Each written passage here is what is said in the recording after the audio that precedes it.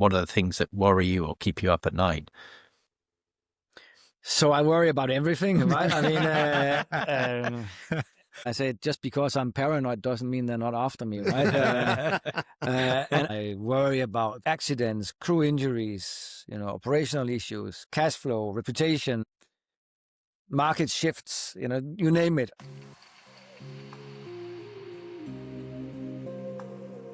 Bjorn, welcome to Undocked. We're absolutely thrilled that you could join us, and so thank you very much for agreeing to come on the show. Our viewers will notice that it's slightly different because we're conducting this one in person, which is a first for us as well. It is a first, yeah, and slightly nerve-wracking.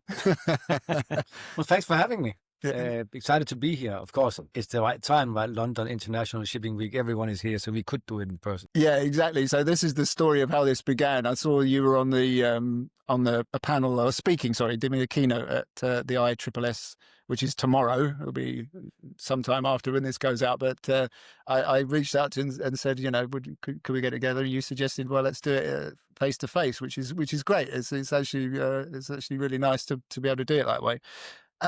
So obviously there's going to be a hell of a lot of people that know you. You're someone that's everywhere really in representing such a big organization in shipping today. But we do have people who are actually not from maritime as well, who've been listening in. And so maybe we could just start with a bit of an introduction of yourself and your kind of journey in the industry. Yeah. So my name is Bjorn Højgaard, and I'm the CEO of Anglo-Eastern ship management company, headquartered in Hong Kong. If we are a company ship owners partner with to run their ships if they don't want to do it themselves. And that could be for many reasons. Part of owning ships is to selling at the right time and buying at the right time. And that can be difficult, scaling your organization up and down. By pooling around a ship manager, you share that sort of burden, and you can focus on your own excellence, if you will, by leaving the ships to someone else. And how many seafarers are in your fleet? So it's about 750 ships that are being managed end to end, if you will, and a few hundred more being crewed. 39,000 seafarers on the books. It has some scale. Today's episode is brought to you by Sedna. Email is the backbone of trade, but traditional inboxes were never built for the complexity of this industry. Generic email tools create noise, duplication, and endless forwarding chains that slow teams down. Critical information gets buried, and decisions take longer than they should. Sedna Stream changes that. Purpose-built for trade, it delivers lightning-fast search, AI-powered workflows, and smart tagging that ensures only the right people see the right messages. No duplication, no wasted effort, just clarity, context, and speed. With Sedna, teams act fast with confidence, because the inbox finally works the way trade demands. Learn more at sedna.com. I've been there for 13 years, and as you may be able to hear, I'm originally from Denmark, but I've lived in Hong Kong now for 25 years, and it's become home. Why do you think there are so many Danes in leadership positions across the industry? In shipping, yeah. I think it has to do with Maersk, right? I mean, Maersk, at least when I was a young man, Maersk was sort of the big iconic company in Denmark that everyone looked up to, and it did become a training ground for a lot of people in shipping. And as the pyramid sharpens in Maersk, you end up going, well, I got to do something else outside, because we can't all go to the top there, right? So that's what happened. Yeah. And I was fine with anyone from shipping. They all fit into one of two camps, right? One, there's some family connection that kind of led them in there, and it was a very obvious sort of progression. And two is like a bizarre twist of fate or a strange thing. It's normally one of those two things. How did you get involved in the shipping industry? Yeah, I didn't have tradition in shipping from family and such. I grew up with a close connection to the sea, to water. I swam from I was 4. I was diving, windsurfing, and I just enjoyed being close to the sea, and the North Sea filled a lot in my childhood. And when I was sort of finishing high school, I I was expected to go to university, but the pull of the world was strong, and I wanted adventure. I wanted perhaps less school, and decided to go to sea. And I haven't regretted it. But did you know people that were working at sea? Because it's quite, one thing to kind of look out at the ocean and think how fabulous that looks. I mean, I certainly felt that way. It took me a long time to end up in shipping, but I didn't know anyone who worked in the industry or anything really. So I wouldn't have understood how those career paths works or anything. I didn't know either, but it was just that sort of pull of the ocean, adventure, the world, and it seemed like a good idea at the time. No regrets. No regrets. No regrets. No. Yeah. And it was the Navy, am I right? That you actually I started. I was accepted as a cadet at Maersk, but it didn't really last long. I was too sort of strong-willed and had other ideas and the rather rigid program. So I went back ashore and drifted for a while and did other things, waited tables but always with an eye back on the sea, and eventually I returned as a deck boy on sort of coastal vessels and dredgers, and from there I ended up as a conscript in the Navy, and after the Navy I decided I wanted to become an officer and a captain, and then one step led to another. It certainly wasn't a blueprint of a 35 or 40 year career. It was very much sort of step by step, and let's see where this goes, and just apply yourself, really. I read your book, which we'll talk about in some detail, I'm sure, through the course of this conversation. But there was something that struck me when you were talking about your early career, and that was that you were doing okay as a rating or as a deckhand, and someone spotted some potential in you and said you should go and apply for this officer training course. But the course meant you had to wait 9 months. And so you quit and joined the Merchant Navy instead because you could do it straight away. Yeah. And I just thought that was really interesting because it strikes me that you're a man in a bit of a rush, or at least you were. Yeah, I think, I was I think 21 or 22 at the time. And indeed, it was in the Navy, and my commander captain, he had he saw something in me and said, "Why don't you become an officer in the Navy?" And I felt flattered and said, "Yeah, I'd like to."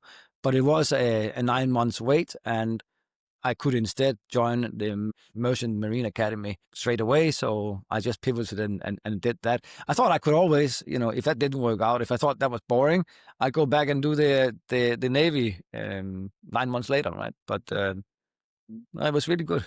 Yeah. Finally, I was moderating a session yesterday on seafarer careers, and you're a great example of somebody who has gone the whole way. Shipping has kind of provided you with a complete career path. I just wondered if you could give us a little bit of a pen sketch of sort of how you stepped from working on board ships to kind of coming ashore and that journey. So when I did become an officer, and I started sailing general cargo ships to Greenland and some ferries and stuff, before I eventually returned to Maersk as a junior officer on their container ships. And the ambition at that time was to spend whatever time it took to end up as a captain. That was, that was as far as I could see, and I think that's a very desirable job. With Maersk being such an amazing organization, to be honest, sometimes they allow officers to come ashore and do various jobs ashore, and I soon had a chance to join the liner department and become a stowage coordinator for Europe and Africa.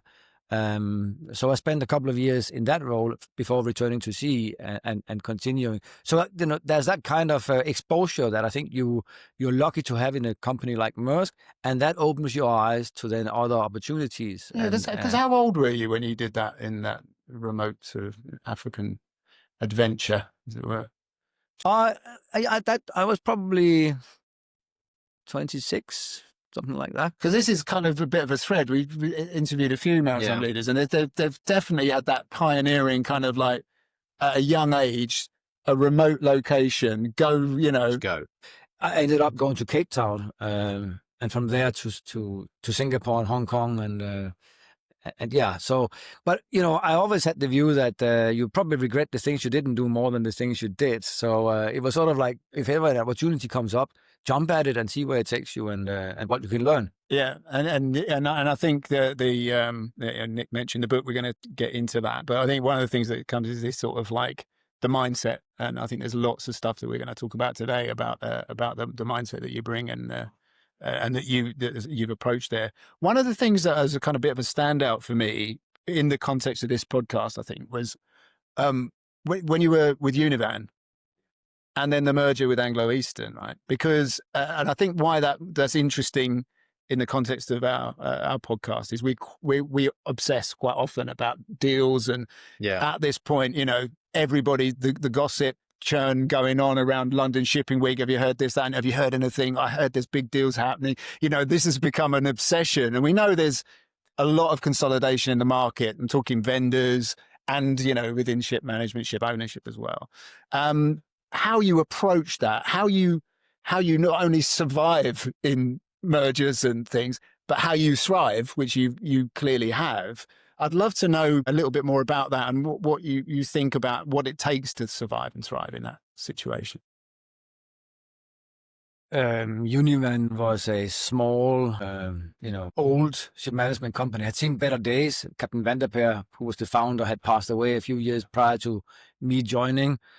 And we started sort of building from that pioneering spirit that the company had again. And I met Peter Kramers, the then CEO of Anglo-Eastern, and it was basically a meeting of minds, right? So I think Peter was looking for succession, and we brought Univan, me and the team brought something to that desire.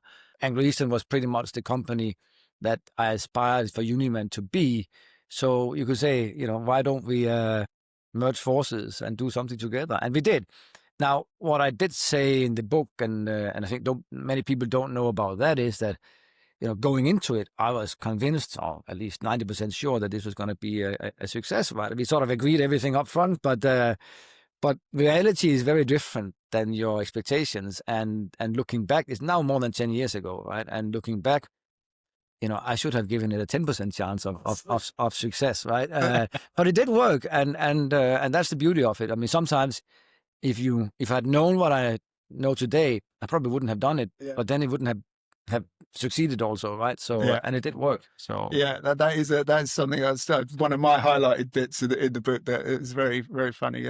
But I didn't realize that. You actually sort of drove that merger as well to a certain extent, or you were actively kind of seeking it, I guess, rather than because it was a meeting of minds, both at the management and shareholder level of the two companies. And that was a constructive conversation over a few months. And then, of course, as these things go, it's a due diligence process, and we decided to do it together, right? And I think the other part of it was, as I also allude to, I really had to slow down and absorb the culture, the loyalty, the stories, learn about the company we had merged with before I started trying to take it into a direction. Of course, I had a vision for where this company should go, and I could see some needed changes. But I think it was important to this success over the 10 years that we started out slow and only really began accelerating the changes when the foundation was right.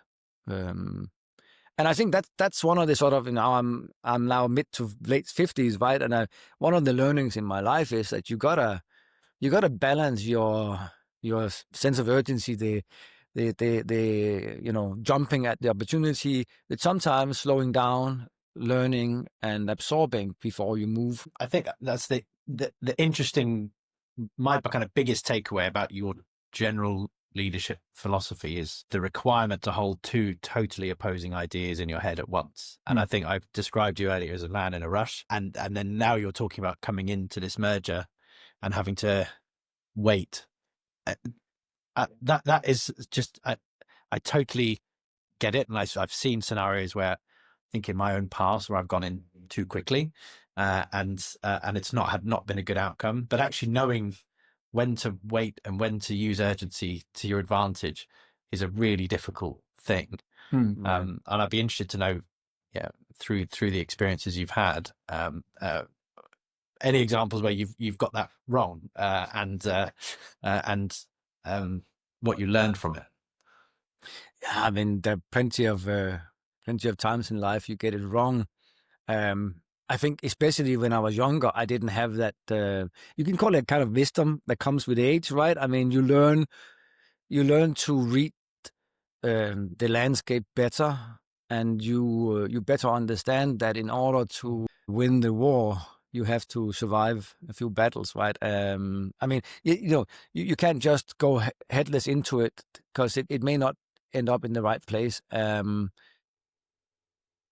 book is about balance, right? It's it is about that requirement in leadership and life to be able to hold sort of two opposing thoughts in the head at the same time, and not just mix them in a compromise, but really to stretch them and try and hold both as far out as you can, and live both at the same time, right? Yeah, and that, as I said to you over the weekend, reading it, it comes across quite a philosophical book in a way. For that reason, and others, because that is quite a profound idea. But I just wanted to add on to what you were saying, Nick, because one of the things that I think is really interesting about that sort of tempo, I guess, between rushing things through, knowing when to slow down, is that the pace of change now in the industry is going at such a clip. It's so easy to get seduced into that. And I think that I feel maybe coming out of the phase a little bit, but it felt like for the last sort of 3 or 4 years, that everybody wanted to do everything. And there was a train in motion, and everyone's trying to get on, and everyone's trying to, and people were making decisions, I think, really quickly, and probably still are. How do you kind of hold the line when you're like, this demands thought, this demands investigation, this demands that I listen rather than, right, let's go, How do you do that? I think, again, wisdom born out of experience, right? I mean, this is one of the things about getting older. One of my advice to people is that when you are young, you should probably say yes a bit more, right? But when you get older, it's really important to protect what's important, and to be clear about the space you need to pursue priorities. And I think I've learned that on the way. I'm much better. I think I put it in the book. If it's not a hell yeah, it's a no, right? And that's the kind of mindset I have today. I'm much better at not jumping at anything, and protect the space to focus on what's important.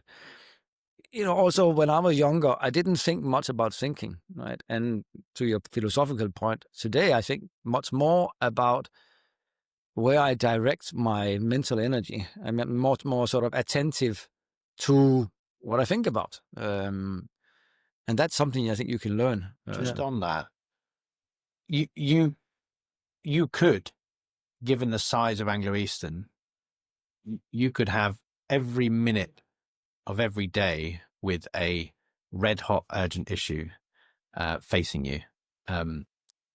How do you kind of structure your time or structure your thinking to ensure that you don't? Because I can see that there will always be those red hot issues if you're running a big ship management company.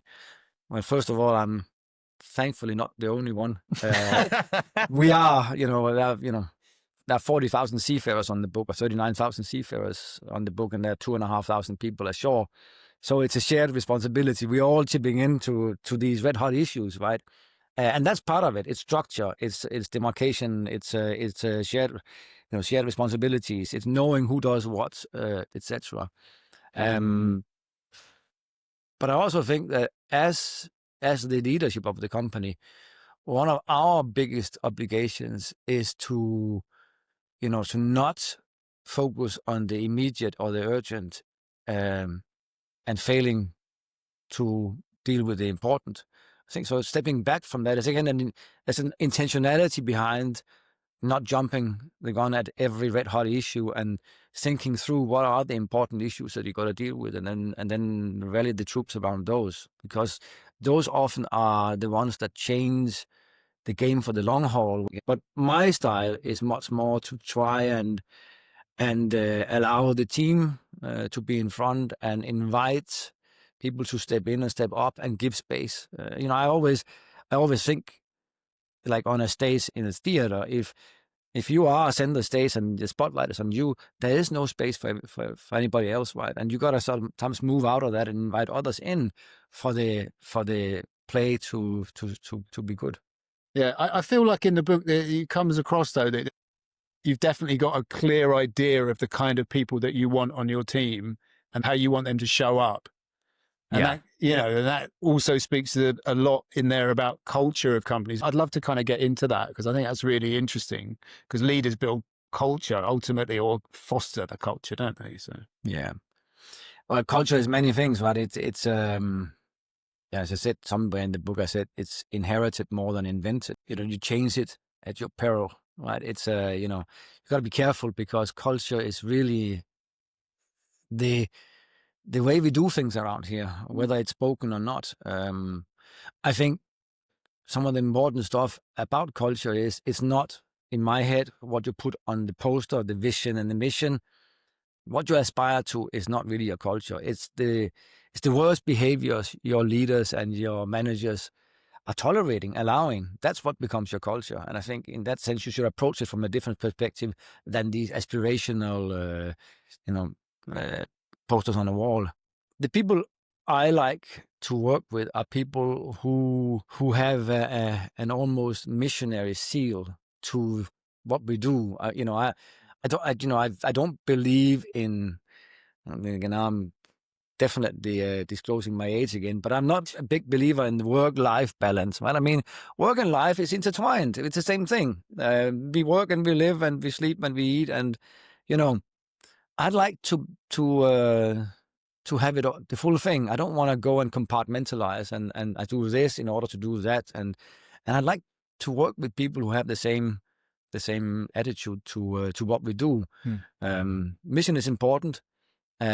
Excellence as a mindset is important, not as an outcome necessarily. Expecting more. I think that's often what leadership is about. And then once you set clear expectations about a higher standard, you get, you remove the roadblocks. I've always found that, if you hire people who love what they do, you never have to police them or look at their, time sheets. And you don't need any of that because they just love what they do. And you know that they're going to throw themselves and their energies into it. Yeah, and here's the thing, right? I mean, you can learn to love what you do. I don't think you should chase your passion necessarily. I mean, if I loved windsurfing when I was a teenager, right? I would not have made a good windsurfer and wouldn't have paid the bills, right? So in that sense, it's much better to choose something that you perhaps have a little bit of talent for and work hard at it and become really good at it, because then with that learning of the craftsmanship around what you do, you actually learn to love it. It changes you, not the job. With a desire to do your best, regardless of how fancy and glorious and perhaps how visible it is, right? It's I always think about the second officer on ships who are doing their watches from midnight till 4 o'clock in the morning when no one is watching, right? And they have to perform at the same level. They have to, be aware of the responsibility of life, environment, cargo, ship, and make sure they're diligent also in those dark hours in the middle of the night. And that's the kind of thing, the craftsman spirit, where if you have that instinct to do it really well also when no one is looking. And again, what it really does, it ends up building your character, rather than become something for the outside, right? So I think that part of it is an important part of culture in my head. I mean, so I've traveled in Japan a lot, right? And I saw it, when I first visited Japan, and I remember looking at these stevedores, and they were all, they were fast, they were precise, they were all dressed impeccably, and it was the one place in the world where you could be sure that all those lashings would be tight and proper. There'd be nothing to ask for a redo for. I mean, Japan was always like that, whereas everywhere else, the lashings would be slack, and you'd have to go back to the foreman and say, "Come and do it again," right? And it is that kind of sort of pride in doing a proper job, even if it's not flashy and there for show, right? It's just to do it because. But you mentioned the size of the organization. I think you said 39,000 seafarers, 750 plus ships. Yeah. How do you build that consistent ethos in an organization? I think consistency is one of the key words. I think you keep an ethos, a style, a way of doing things year in, year out over decades, because that builds culture. Now, perhaps ship management is even harder, right? Because, it's not we have 30 offices around, the globe, 5 continents, but we have 750 floating offices, right? So they're really dispersed, and communication until a couple of years ago was very poor, right? So it was not easy to communicate with these 750 floating offices either. And people are then on board for a few months, and then they go away for a few months. So, they are sort of disconnected from the firm, if you will, for that time.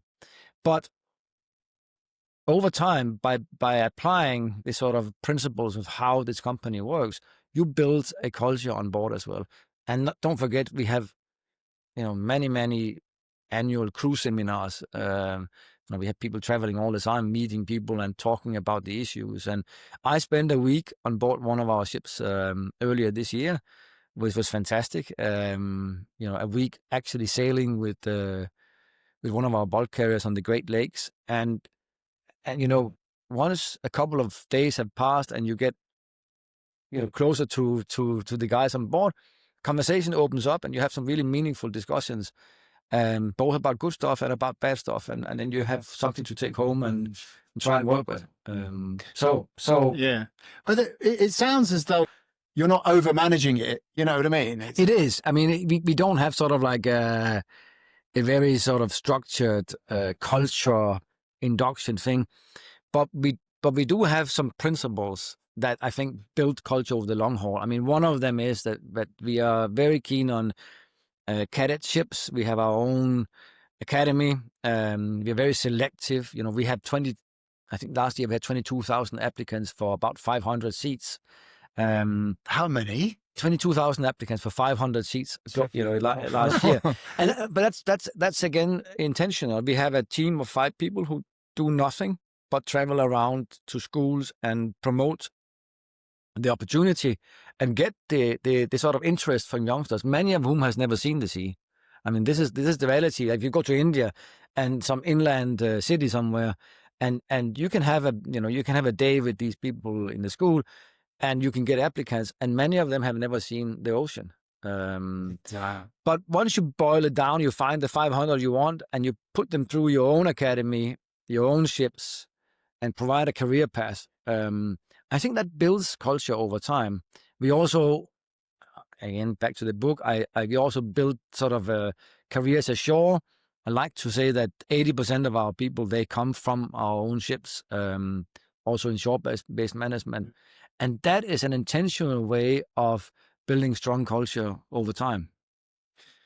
There was an interesting point in the book that was you have a preference for promoting internally, but I think there's a point where sometimes you need that external expertise to come in at a senior level. You sort of recognize your own gap. So I'd be interested to hear your thoughts on that. Yeah. So, I spent some years with Maersk back in the 90s and early 2000s.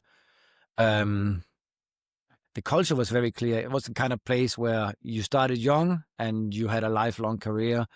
And there was, that sort of, it was very strong culture, and camaraderie was strong, and these were brilliant people. They were very execution focused, very driven. But there was also that feeling that if it isn't invented here, you wouldn't understand, right? I mean, and I think that's the danger of being very sort of grow from within. So having the humility to say, well, we can also learn some once in a while. I think I say, preserve the soul by having that but refresh the mind by sometimes inviting new ideas and new people. So I sort of have this 80-20 rules in my head. It's not exact, right? And I think probably we do a bit more than 80% from inside and a bit less than 20% from the outside.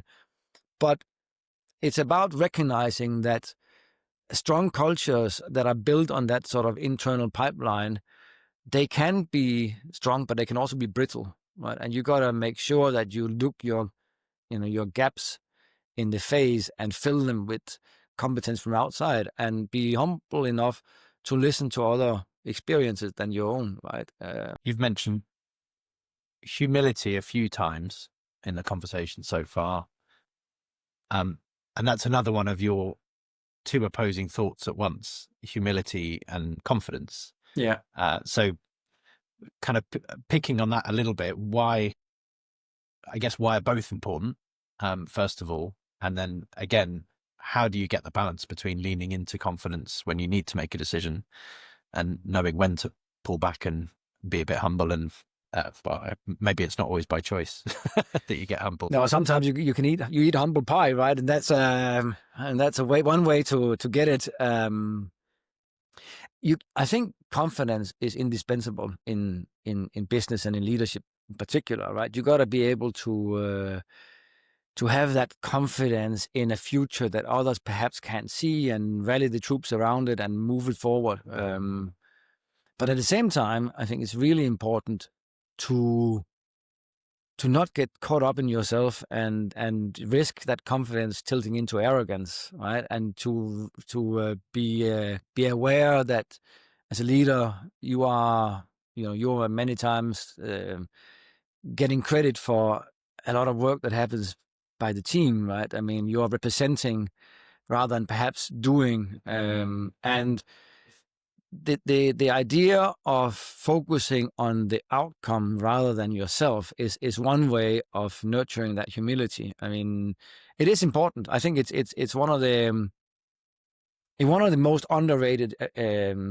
leadership characters or traits, in my view, is that really deep-rooted humility, where you know that this is really not about you. You are a servant or a steward of something. You're not trying to bend the organization to your own mission, but rather you're here to serve another mission. You're here to bring something that is bigger than yourself forward. You have to imagine a different place that perhaps others can't see, and then get everyone on board with that vision and say, let's pursue that vision. Yeah. And the one thing I wanted to kind of come in on that is because there's a bit in the book where you're talking about, like, when you were thinking about, I think there's two things really. There's the sort of the energy transition, what that's going to mean. And the other one was low orbit satellites coming in, like this explosion of connectivity and what would be possible. And I think, if I'm right, I think I saw you speak, I think it was when we met actually at a maritime CEO event. And you were talking about like what that really means in terms of the new options in how we live and work at sea through connectivity. Yeah, I very early on recognized that that these low Earth orbiting satellites would be a game changer. And when you then start thinking about first and second order effects, third order effects of these changes, it was very obvious to me. We were at an inflection point where this communications technology would really change what ships are and how we operate and engage with them and the people on board. So it's a really, I mean, in many ways, these first half of the 2020s is one of those inflection points where things change completely. We're going, again, if I think back on 35 years, fuel has been heavy fuel oil, 380 CST, and then some gas oil once in a while. And when you look forward, you see a plethora of options and choices, and it's very, very difficult to sort of say it's going to go one way. We have all these things on the pallet. The same with communication. I mean, ships are moving away from this self-contained place where people are really autonomously independent to much more like another office, because they're going to be connected like every other office, right? So we're going to treat every ship like it was an office, and every person on board will have the same communications abilities, both in their spare time, but certainly also in business terms, right? So it changes the way we have to think about it, and it doesn't just change. Okay, now we got a bigger straw from which to exchange information. It changes what we do with that information and the processes by which we organize ourselves, right? But also as well, I think shipping is the way it was because of that separation. It really hit me the other week. We had this, we talked about on the podcast, this 16th century sort of replica galleon. It was in shore and port, right? And you're on that, and you know that the minute that would have left the port, that's it.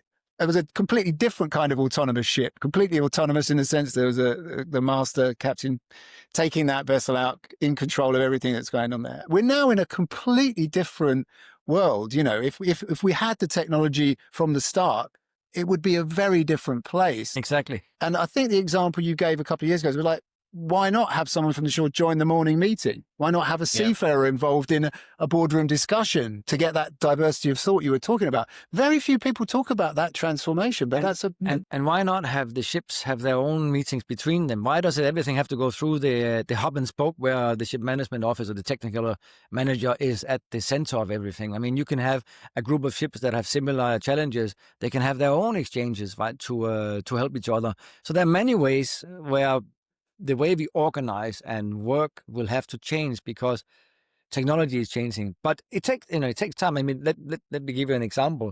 On board ships, even today, the 4 to 8 watch is normally the chief officer, the most senior navigating officer. He is on the 4 to 8 morning and evening. Why is that? Because he is the best, the most experienced in shooting stars, taking sightings with the sextant, because at that time you can see the horizon and you can see the stars and the moon, and that's where you can get good sightings, right? But that has survived till today, even though it's many years ago that the sextant was our primary means of navigation, right? So it's one of those examples of previous framework dictated how we set ourselves up, and then 50 years later, it's still the way we are doing things because. And if you ask people today, why is the chief officer doing the 4 to 8 watch? Most people draw a blank. They don't know, right? But it's really because he was the most experienced officer and he should do the sightings. It's so interesting because, you're right. There's always a reason why things get set up a certain way. But then over time, those reasons might fall away and then it becomes that's how we've always done it. When you look at something like Leo, how do you think about what are the things we should be trying to transform? Where's the rule book that we can tear up because this technology's become available to us? And what should stay sacred? It's a very good question. So one of the examples is this hub and spoke concept. People think about ship management as every ship is connected to a technical manager, operations, etc., and that's from where all the information flows to and from. I can see that. You can have ships that are having their own group working, on the sides without actually going through the office. You can have a much closer communication. Now, where does it? What are the sort of important bits we should keep? I think we should keep the humility about the fact that the ship is actually managed on board. You can't remote control a ship. You can certainly remote a lot of stuff. You can remote control the performance of the engine, but the decision-making and the authority to make decisions on the spot, we have to make sure we don't take that away from the ships. So there are some fine balances to be calibrated along the way. In the past, where I think as an industry, we're in danger of eroding the authority of the master without taking away any of the actual legal responsibility, and so you end up where the captain is potentially just not empowered, and that feels like a very slippery slope to go down. And is like that for me that's the definition of stress. You've got the accountability for it, but you don't have the control. Back to the humility issue. I mean, just because I have the corner office doesn't mean I have all the answers, right? And that's about it, right? We sit in an office, and in Hong Kong office, we're 500 people, and we think that's a big office, and we're a lot of people, and we make a lot of decisions. But what we really do is support, the 15,000 or 16,000 people who are on board the ships right now.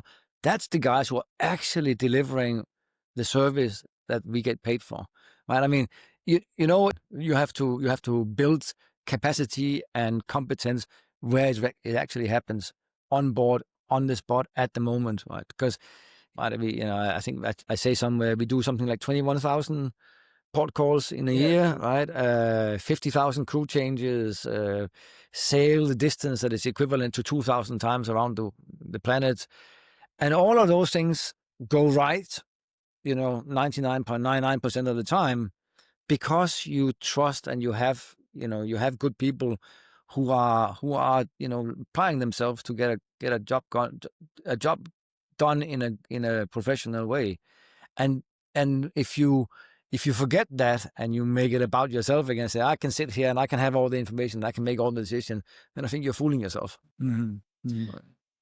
If you've set that empowerment up correctly, then you shouldn't have to, touch wood, think too much about the day-to-day. I'd therefore be interested to know, what are the things you are spending a lot of time thinking about, and what are the things that worry you or keep you up at night? So I worry about everything, right? I mean, it's one of the chapters in the book. I say, just because I'm paranoid doesn't mean they're not after me, right? And I really, it's part of my operating system. I am a paranoid person. I worry about accidents, crew injuries, operational issues, cash flow, reputation, market shifts, you name it. I'm worried about everything. But I think that's again, I think it's a good quality, at least once you learn to live with it and and make sure it doesn't consume you, and you can be an optimist and a confident believer in what you do at the same time, then I think it's a good place from where to operate. You said something, I'll paraphrase it. You said something like the sum of everyone's worries are the same. Yes. It doesn't matter if you're thinking about the little things or the really big things. You have so much capacity to worry. Yeah, so that's one of the truisms I've come to believe in my own life, that that the sum of everybody's worry is constant. So why not choose to worry about the bigger things? I mean, it's again about intentionality. It's about thinking about your thinking and say, hey, why am I so hung up on this small stuff? Because basically means that you can't fill your brain with some more important stuff. So it comes back to what we started talking about, the thinking about thinking, the being aware and directing your mental capacity to where it matters. I think it's one of the important things about life again, and certainly is one of the things that it helps getting older, right? Because you get better at it. Well, I think, yeah, I want to really, this takes me nicely to where I wanted to go. I think because I think it'd be really, people will really want to hear your tips and strategies for success, because, clearly you've been there and you've done it. So, I'm keen to learn, for one. And, but there's one thing in particular that I think is sort of almost foundational. This is your attitude to when things go wrong, and pain, and where pain fits in, both in terms of, building resilience, but actually improving your decision making. And there's some really great quotes in how you say something like, if you're going through this right now, sorry about that. It's not much consolation, but you are growing. And I think it's like, when you break a bone, it grows back stronger, right? I'd love to know, because I love that part of the book. And I think it's a really, perhaps often, because people don't often talk about the things that go wrong and the bits that, but they do make you better, and they do make you better at your job. So, yeah. So again, thinking back of having worked and failed and succeeded and anything in between, for 35 years in this industry, if I think back, the periods where I have grown and I have learned something have mostly been the periods that have been the hardest. No, not mostly. They've been almost exclusively the periods that have been the hardest, where there have been more failure than success, where I've had to dust myself off and get up again and try again. That's when you learn and grow. There have been years also along that journey where I've been coasting because it's been easy. And when I think back, those years never taught me anything. They never grew me as an individual, as a person. They never honed my thinking. And in that sense, I talk about using pain as a teacher. And I'm, let me first say, I've been lucky. I haven't had much pain. Many other people go through, real hardship in life. There are wars, poverty, hunger, what have you, right? But we all have headwinds in our life, smaller or bigger. And it is, I think, important to use that headwind to learn, to have again the humility to say, this is where I'm shaped, this is where I'm forged, this is from where I draw my strength later on. What's been the most painful moment in your time at Anglo-Eastern, and what did you learn from it? It was in the first year after the merger was consummated, if you will. It was difficult in many ways. What you never recognize in M&A is the hard bits afterwards. You think the work is done when you cross the finish line. Yeah. That's really the start line, right? And then you got all the culture, the people bits, all the stuff that needs to get done. And as I allude to, it wasn't an easy place, I think, for me. I also think for the team I went into, it wasn't an easy transition. And I think there was a lot of pain going through that. I think maybe in that sense, we didn't have the best year or two as a company because there was a lot of disruption. But it was also what set the foundation for what I consider today to be a very strong company with very aligned people. And I always say about my chairman, Peter Kramer, and me, right? We've known each other for 11, 12, 13 years now. It was a relationship forged in fire. But today is one of those relationships where there's just no white space. If that expresses it, it's just completely raw but honest, and that is it's just so solid and working. I think we share everything between us, and that partnership between a chairman and a CEO is super important to how the organization moves forward on the long haul. You talk about that, actually. I found that part really interesting where you're sort of saying about, I think it's 5, isn't it? 5 is the number for some reason sticks in my head. The people that you surround yourself with. Yeah. I found that absolutely fascinating. Yeah. And because you're very generous about certain people in the book, other characters that you talk about in there throughout the book about how they changed and influenced you and stuff like that. But that was the thing that really stuck out to me, because I don't think most people probably don't think about that, really, do you? So it made you rethink your choices. Yeah, you're very much. I was like, I'm spending too much time with Nick. That's what's going on.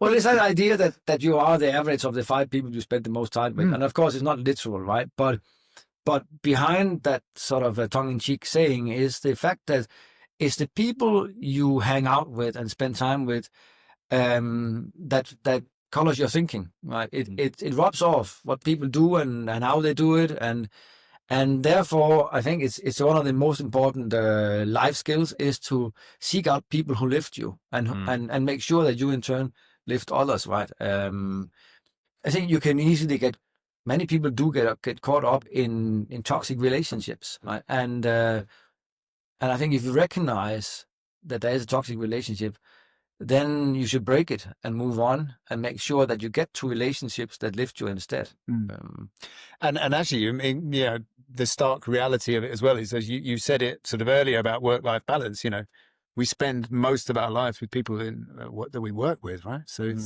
we do. Again, underlining the importance of working with people that you're aligned with and you share values with, and that you. Yeah. If I could tell my younger self something, it would probably to say, don't work with people you don't enjoy working with. Yeah. I mean, today, obviously, it's a very fortunate place from where to say that as a CEO, because I get to choose a lot about who I want to work with, right? But it's a very privileged place. But it is, I think it's really important that you spend your life with people who make you a better version of yourself than you would have been otherwise. And that goes for your private life and your professional life, right? And that's what I try to seek out. And then it's getting about that intentionality, right? Being aware of it. Yeah. And knowing that this is just soothing, is not actually building, right? And then say, I got to find something that builds.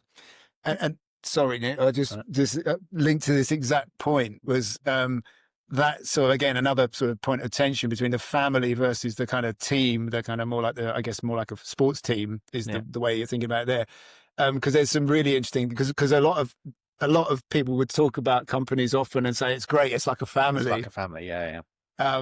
But you kind of explain why that may not be desirable, or not in, not on a standalone basis. Yeah. I think companies that feel like a family, I think that's a very good starting point.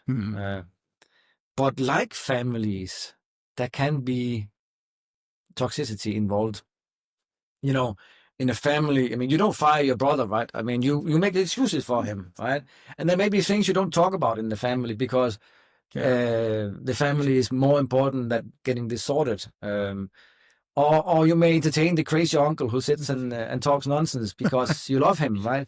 But that's not necessarily great in a company. So matching the family culture with a culture of accountability and we are a team, and in a team you actually, some people play, some people are on the bench, and so on. That sort of much more performance-driven approach to it, because in the end of the day, any company has to be competitive. You got to be intentional about where you invest, what you choose, etc., and matching a place that both have family ethos in the culture, where there's care, genuine care, where we know each other and we know each other's children and so on, and a place where we also have the honesty to talk about performance and deliverables and hold people to a higher standard. Who do you look to now, sort of both in terms of your career, but also in terms of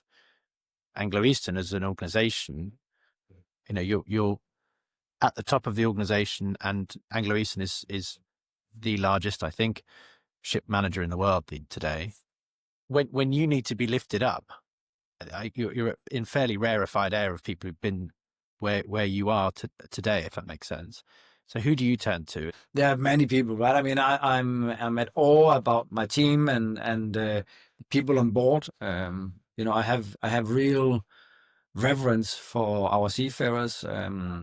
I came from the sea. I know what they're going through in many cases, and I'm very proud of what they do. Of course, there are the people I talk about in my book. There's my chairman, who I have a great relationship with. I think none more than my wife. I mean, she is the one.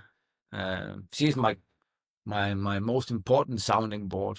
Again, in life and work. I mean, it's all intertwined. So I feel very privileged again. I have people in my life who lift me when I doubt or when I need it, and who ground me when I need it, because that's also the case once in a while. And then it doesn't necessarily have to be people. It's also ideals. I mentioned that in the book as well, that one of the forming role models in my life was Prince Valiant. Right? I mean, the comic book character of, and I don't know if you ever read Prince Valiant, but I devoured them from end to end over and over again in childhood and young adolescence, right? And it definitely rubbed off. I mean, that archetype role model, if you will. And I think it's important to reflect on through life. And again, you don't necessarily have to stick with a role model. You can say, I now need to move on and learn something new. You have to keep evolving. Intelligence and character are not static issues or static things. They're dynamic. They evolve. You got to be attentive to where they are and how you might progress it. But you're very mindful, aren't you, of that? You know, you structure your day a certain way. You're quite explicit about how you do that, and you like you said about, you know, intent, purpose, mindfulness almost. Yeah, I'm not, you know, a mindful person in the traditional sense of it. I'm not a meditator, and but I think a lot about how I'm most effective, and how I need to structure my time around my own rhythms, right? So so in that sense, you know, I like to get an exercise, you know, walk or a gym session in somewhere in the morning. You know, I have a young dog, so I'm up before, you know, half past 5 anyway, and I like to then immediately get a coffee and do a little bit of work. That's sort of how I do things best. But after a couple of hours, I then go for a walk or a hike, or maybe go to gym, then get back to the office around 10. Then I have a couple of busy hours with meetings, and lunch, which is often used as a place to engage. It's rarely that I have lunch alone. I've picked some colleagues or the clients around. That obviously makes for a good place to discuss a few issues. And then back to the office mid-afternoon, 2:00, and a solid block of meetings again before you sort of wrap up the day. And that's, of course, assuming I'm in the office in Hong Kong, which is only about 7 months a year, right? Because the rest of the time you are traveling. But I you know, my take on it, I thought it was really interesting, because there's a temptation with a lot of people who just kind of like, you know, right, I must be like, that's it, I'm up, I'm at the computer, I'm kind of, you know, I'm Be there 9 you know, to you're 5. Yeah, and you're consciously kind of breaking to get yourself into the right thought space. And you're saying, I take a lunch, that's the time when I go with a colleague. It's I think, I don't know, I mean, I don't know anyone else who kind of manages things like that, and that's kind of really interesting. Yeah, it doesn't really come from sort of a learning in that way, but it comes from thinking about how I become more effective with what I do. I'm very sort of intentional. I think that's which is again something I learned. I promise you, I wasn't like that in my 20s or 30s. I mean, so I've learned to be much more intentional. It's one of the few advantages of getting older. So really, so I often struggle with trying to do things that would make me more effective. Like, for example, if I take a couple of hours at lunch, and if I work out and I take my time and I clear my diary and don't have meetings, I'm generally much more effective in the afternoon. But then I always find myself balancing that against the guilt of being out away from the office, potentially being a blocker to other people by not being around, and all of that sort of stuff. And I know I'm probably more effective, and the outcome's probably better if I'm more strict with how I take time personally. But yeah, I actually doing that in practice is something I really find difficult. So here's the thing: I don't do much else than this, call it job, but for me it's a mission, right? I mean, I believe in what we do, and I fill my life with it. And it's the first thing I think about in the morning. It's the last thing I think about in the evening. And sure, there are other things, right? But I don't have a lot of activity. I don't have some people have a host of hobbies, and and I don't, right? Well, there's a number of different combinations that get us to something I'm really keen to talk about, which is like writing the book, right? So it's about reflection. It's about work, because let's face it, you probably don't have a lot of time in the day, but yet you had to kind of not procrastinate and get down and write it. I'd love to know, like, what was your experience of writing the book? And first of all, when did you get the idea to do it, Yeah, so going into this year, I didn't expect I'd have a book out in on Amazon now. And it wasn't a book writing project to start with. I mean, it was an attempt to start putting some structure to my own thoughts and scribbling over time. I mean, I don't write journals in sort of every day. I sit down and write a couple of pages of what happened today, but I do capture thoughts I have along the way, and if you will, some perhaps questions, and I like to put them down. These days it's easy because you always have a phone on you, and you can just jot it into a place on the cloud. And over time, those sort of thoughts in my own life and career, they piled up. And then earlier this year, in late January, I had an opportunity to sort of sit down and look at them. And I thought, I gotta make some sense of all this. So it really started as a way of putting a few hooks out there and then starting hanging some of these thoughts on different hooks, and then writing some structure into those hooks, which then after a while became a little bit of an outline of a book. There were a few parts to it and a few chapters. And so what started as an exercise in self-help and reflection, at one point I started thinking, well, maybe this would be useful for my team, right? For people who often get me for 10 minutes or half an hour, maybe, you know, in with some other people for an hour. But maybe someone wanted to hear some of this in longer form. And then the last couple of months, I sort of wrote it with that in mind, really. I mean, sort of how would people want to hear from me in long form? And then, you know, one day you go like, actually, this can be published. It's never going to be a bestseller. I'm no Shakespeare, right? But I, you know, I hope that it gives, again, a window into how I operate, and perhaps inspire someone to think about, to be more intentional about how they operate. I'm not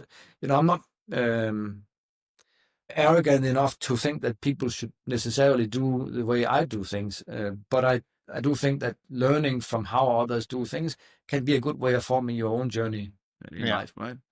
Out of interest, has it improved your own clarity around your thinking? I think it has. So in that sense, it's helped make clearer some of the underlying hunts in my own life, right? I think in that sense, but you know, there's more. I mean, again, there's, you know, there's another 20 years of hopefully good mental activity in me, and maybe there's another book 20 years from now. Who knows, right? Yeah. No, I loved it because, you know, I've seen you on stage many times, and I've, you know, read articles where you've been talking about stuff, but it gave me a kind of very different, perspective. It was quite strange doing the interview because I felt like I already kind of knew you a bit. You know what I mean? It's and I think it's a really great read. And to have written it in a. Well, you said he was a man in a hurry. It took me 5 years to write a book because it started in January. It's not making me feel any better about it. It didn't, I mean, I'll be honest, it didn't feel like a big effort. It was very much sort of done, you know, on a Sunday night and on a plane and here and there. And it wasn't done end to end. I mean, that's another thing. It's really done like a piece here and then a piece there and then go back to this and then, you know, but it's not a linear book, is it? It's not like I started out doing this and then this happened. And it's not really about events. It's about, like you said, thoughts. About thoughts and mindset and how you approach things. And from all of that, maybe we should talk about like what's next for you. But one of the things that sort of propels us into what's next was when you were talking about the unknown. Ammonia is the example you give there, you know, and that setting out without really knowing the destination, going out to sort of see the art of the possible or whatever. And I think we talk a lot about new fuels, and we talk a lot about actually about ammonia, mainly because there's so many things leading towards that at the moment. But that sort of struck me as that kind of like, I think you did a partnership to kind of just to get going and see what was happening. So how are you thinking about it? Yeah, so as a ship manager, right, I often consider us to be a club of like-minded ship owners who have decided that they want to pool their resources around the management of their ships. And in that sense, we and the initiatives we work with are to a very high degree driven by some of our, you know, more leaning in clients. And you know, the ammonia project is very clearly a space where CMB has been a front runner and invested a lot in it.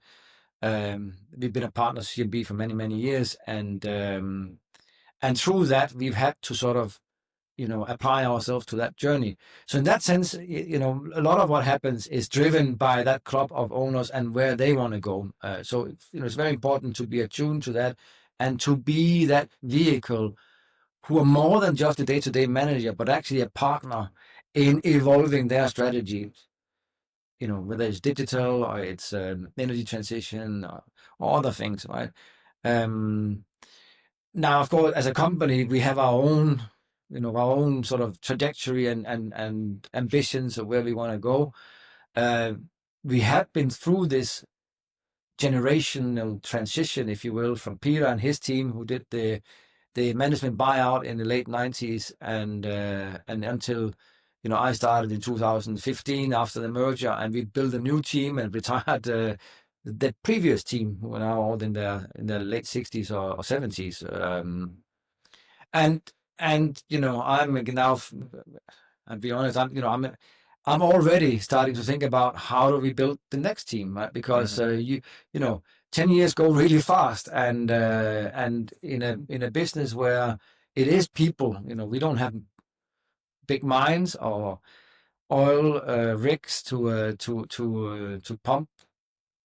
We need to create everything from the people, and we need again to be clear-eyed about where we want to go and how we build the capacities in the people who are shaping the company, right? Yeah. And I've got to ask, because as a ship manager, tomorrow, I mean, we're going to have ammonia ships on the water next year. You could be asked, will you take this on? How are you feeling ready for that challenge? I'm feeling ready. Yeah. We've been working on it for a long time, and the ships will be coming in Q1 with the engines and the tanks and everything in place. We will have the right people completely prepared and trained for it, as at sea and ashore. It's been, in many ways, it's been daunting. It's a big change, but it's like anything else. You start with one step, and over time you get there. I mean, I know there was some prophesizing that this industry needs to upskill 800,000 people in the next 5 years, and that's probably right. But it's not that I don't think we can do that. I think you start with one ship and it comes out, and you got to have a pool of people that are big enough to rotate around that ship, and with all the competencies that it requires and all the risk management that it requires. But over time, you build the capacity step by step, like you've done for anything else.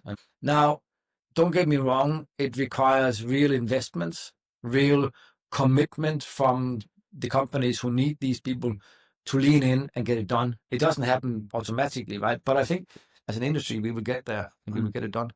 Yeah. So if your energy transition is not going to phase you, what else is on the horizon for you and Anglo-Eastern? Where's the next challenge, the next horizon you're looking for? No, I mean, the energy transition is a big challenge. The digital transformation, born largely out of this connectivity to the new ships and high frequency data exchange and stuff like that, that's going to change a lot for ship managers as well. The bigger question is, how can, I think for ship managers, how can we strengthen the long-term partnerships? I mean, we have to be even better at being not just the day-to-day operator of the ships, but the ones who can facilitate the strategic choices of our clients, the ship owners. And then, I think about, I believe that nuclear by the mid-30s will be an obvious element to where shipping is going. So, that's a bit like 10 years down the line, perhaps, before we really start seeing the implementation of that. But I really do think it's coming. It's for me, it's the only way that has real legs in the very long run. In that sense, you can say, yeah, ammonia and methanol and hydrogen-based green fuels economy, etc. I think it's a really important transition, but it is probably a transition. Maybe it's 20 years after which we will be more into nuclear again. Nuclear comes up a few times, right? My personal view is that it's the only, if you can get the safety and commercial case right, it's the only kind of silver bullet that exists to solve the decarbonisation problem. All of the other fuels have quite severe limitations or are carbon heavy in some way. There's no solution which is not problematic in some way or another. Yeah. I think what's interesting, I'd love to know, because we talked about like you're thinking ahead and thinking about what the lessons of the past teach us. Looking at something like ammonia, I worked a lot on the training materials and stuff around LNG. So when I look at new fuels, I was looking at, well, LNG as a fuel. There's some lines you can draw. Yes. When it comes to nuclear for the operation of the ships, it's something very, very different. Like, no bunkering, for example. Yes. I mean, how are you thinking about exactly? it? That's an excellent question, because it leads to that second and third order thinking. I mean, what would it mean for your product if you can go 30 plus knots with more cargo, because you don't have to carry your fuel in some ships have bunker tanks up to 30,000 tons, right? So there is a lot of second and third order effects that come out of that possibility, which is really important. In terms of the engine room, actually it gets simpler. Yeah. I mean, that's the reality. A small reactor, whether it's a reactor like we see on military submarines today, or whether it's sort of a fourth generation reactor, where it's being developed as well, you can almost liken it to a battery. It's basically a heat generator that can run for years on end, and that heat can be then used to drive, to either create electricity or drive a shaft, right? And in reality, it's something we know very well how to do. Back from the steam turbines. So the engine room in many ways becomes simpler if once we get to the nuclear transition. You mentioned earlier about Leo with you said second order effects and third order effects, and we've talked a little bit about that, possibly some of the second order effects in terms of ships being able to connect to each other and possibly being able to move away from a hub and spoke model. What do you see are the third order effects? Yeah, well, I don't want to give all away as well. I mean, in terms of a competitive environment, right? But AI is something we haven't touched on, right? And it's going to play a very, very big role in ship management in the years to come. I mean, both in the shore-based side of it, but also on board. But I'm not one of those who think it's going to overnight, replace the humans. I think it's going to augment the human. We're going to get much better in more productive, faster, safer, higher quality of what we do all the time, because we can focus on the higher value stuff. But if you think about what you can do with an office and how offices are changing, how people are changing, how they interact with each other and what they work on, and how that produces outcomes, and how productivity drives value over time in a compounding way. If you think about what we did 30 years ago and what we do today, a lot of it is productivity improvements, right? I mean, that's a lot of why we are all becoming richer, healthier, wealthier in the world, because we lift what we get done through tools and technology. And that journey is set to really kick off at sea with this connectivity, because we didn't have that for hundreds of years. I mean, it was so expensive and so slow that it wasn't really useful for that kind of transformation. And that's where I really see that the ship of the future in digital terms is a completely different animal, a bit like the energy transition. Based on that, what would you advise a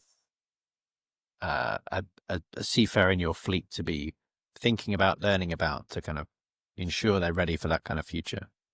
I mean, just keep applying yourself. I think more than sort of saying, "Oh, go and study prompting or go and learn coding," or then for me, it comes back to that mindset we talked a little bit about.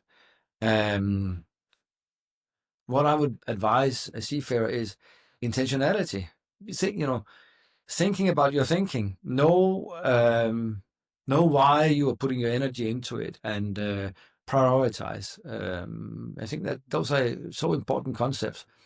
There is going to be massive opportunities for people with a seagoing background, either at sea or ashore. And by the way, I don't think people need to go ashore. If you have reached the captain or chief engineer at the age of 35, you can have 20 fantastic years as that in that role, right? And there's going to be a lot of developments along the way. But the focus would be on leaning in, applying yourself, thinking hard about how to get better, and honing your skills, and through that, you win in life. There's a lot of anxiety about people being attracted in the right talent to the seafaring career. You, as that boy looking out at the sea and kind of feeling that kind of pull, do you think that there's still a great sort of career for people who are sitting along their own shoreline looking out at those ships? Do you think that we've got something that we can really offer them as a seafaring career? More than ever. I think that this connectivity is removing a lot of the stuff that was really hard about seafaring before. 10 years ago, I would have probably not recommended to my own children to go to sea.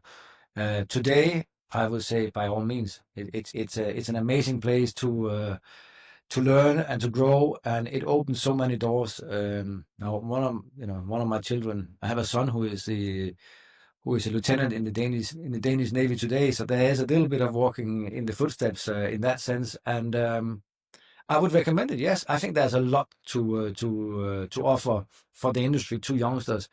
But it doesn't come automatically. There are also a lot of caveats and risks to that statement. I mean, I worry sick about criminalization of seafarers, about how a changing world makes it more dangerous to go to sea. Right?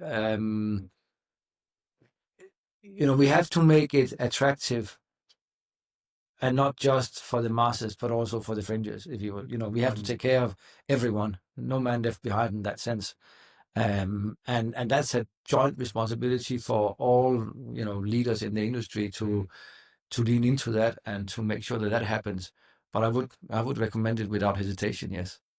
Well, it's certainly provided you with one hell of a career, and it's is captured, as I said, not in a linear sense, but in a much more philosophical sense, with practical tips of how other people can thrive in it.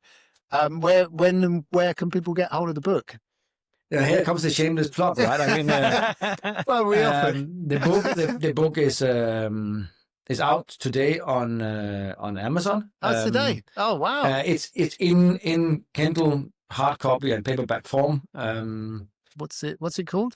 So the book is called Balance Beyond Binary, and it is basically a reflection of my thoughts, my learnings from 35 years of doing this. It's not a memoir, it's not a manual. It's stray thoughts put together in a hopefully an engaging and informative way. Can I ask one final question to round things out? It's London International Shipping Week, so we've got, I read somewhere, 20,000 people coming into London apparently from across the industry. But let's say, for argument's sake, you have access to a magic billboard that doesn't just hit 20,000 people, it hits every stakeholder in the maritime community, and you could get a message to them. What would that message be? I think maybe back to the slightly philosophical part of the book is, slow down, right? I mean, let's not be too chasing the latest fad, chasing likes and posts and what have you, right? I mean, slow down and let's get some intentionality back in the business, right? I think it's a really, really important part of being human, that we learn to think and direct our energy and attention to where it matters. I think it's so easy today to be caught up in everyone needs attention, or their attention taken by something, right? I mean, the moment we are alone, we grab a phone and we scroll through something, right? But the ability to just slow down and think is important, and I think we're all better off for it if we spend a bit of time doing that. Fantastic advice. Bjorn, thank you so much for coming on Undocked. It was a pleasure. Thank you for having me. And best of luck. Good luck with the book, and good luck with everything at Anglo-Eastern.